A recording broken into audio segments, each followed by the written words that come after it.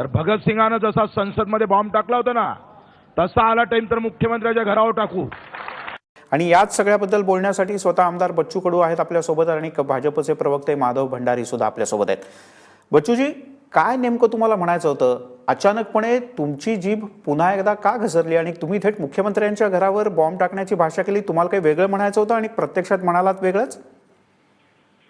आणि लक्षात घ्या, आपण म्हटलं का, मी जर अशा प्रकारचे डकैतीचे गुन्हे दाखल होत असेल, शेतकऱ्यावर बंदुका चालवल्या असेल, 5 शेतकरी मध्य प्रदेशमध्ये मरण पावले, गोळीबार झाला, काय करायचं आम्ही? 3.5 लाख शेतकरी मेला. पण म्हणजे तुम्ही आपण पाहतोय का हे सगळं होत असताना कुठं इथं आज अग्रक्रम काय महाराष्ट्राचा? शेतकऱ्याचे प्रश्न नाहीये. सगळे प्रश्न बाजूला जाऊन काय तुमच्यासोबत केंद्रासोबत बसायचं, बोलायचं असेल केंद्रासोबत बोला, सगळं करून मिटवा ना. झालं तर म्हणतोय मी, केंद्रच नका देऊ. पण मग म्हणजे तुम्ही तुमच्या म्हणण्यावर ठाम आहात?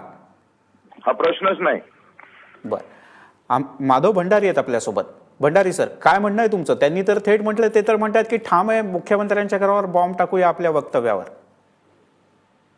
त्यांची जर ही भूमिका असेल तर ही कायद्याला सुद्धा मान्य होणारी भूमिका नाही, सभ्यतेला मान्य होणारी आहे की नाही मुद्दा बाजूला ठेवू, पण ही भाषा कायद्याला सुद्धा मान्य होणारी भाषा नाही. आणि त्यामुळे ते आमदार आहेत, त्यांचं चळवळीमधलं त्यांचा नेतृत्वाचा त्यांचा आग्रह मी समजू शकतो, परंतु त्यांनी सुद्धा अनेक गोष्टींचा नीट संयमाने विचार करण्याची आवश्यकता आहे. बच्चू कडूजी. भंडारी साहेब, काय म्हणता तुम्ही?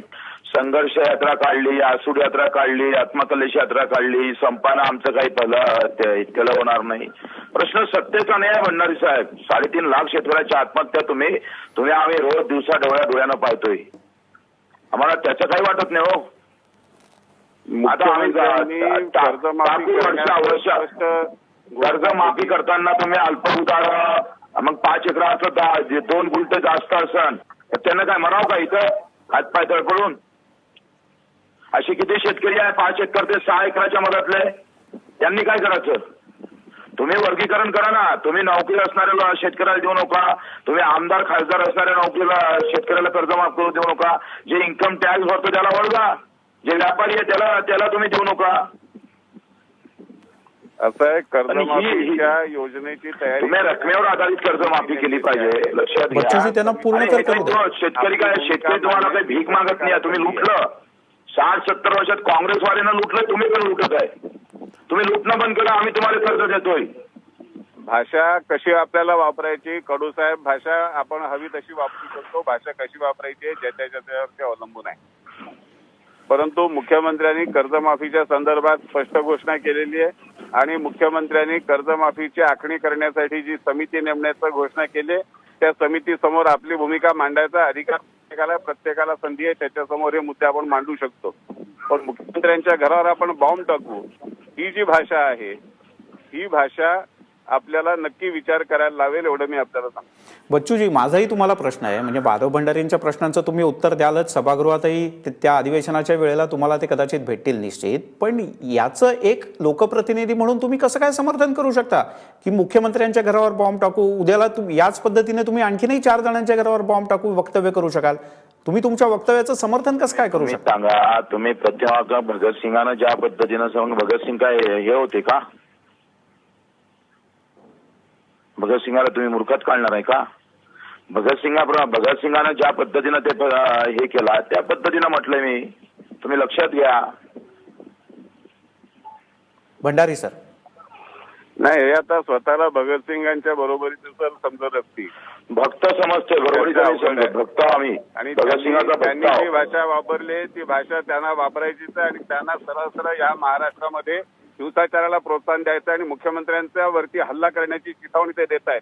एवढं आपण आता या कार्यक्रमामध्ये स्पष्ट केलं, खूप चांगलं केलं.